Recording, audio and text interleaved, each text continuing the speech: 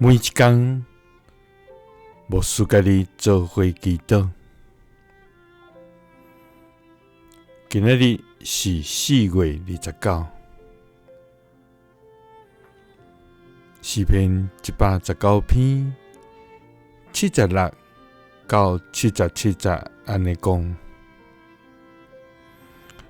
求你照你对僕人的应允，用你的慈爱安慰我，愿你的慈悲临到我，予我通活。因为你的律法是我所喜爱。三甲来祈祷，照你的应允，用慈爱安慰阮的天父，阮感谢你。主啊，天地万物拢会改变，世上一切拢会变迁。人所度无的，拢袂久长。独独你是信实的上帝，你的慈爱永远直直，你的话永无改变。主啊，我要专心来到你的面前敬拜你，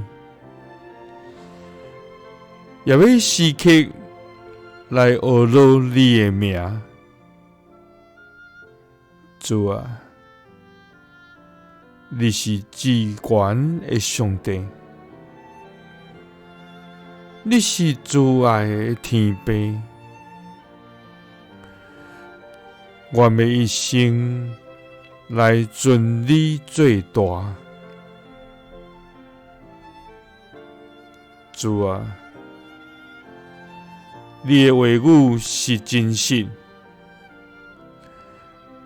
你的旨意愿欢喜来遵行。主啊，求你照你对仆人的应允，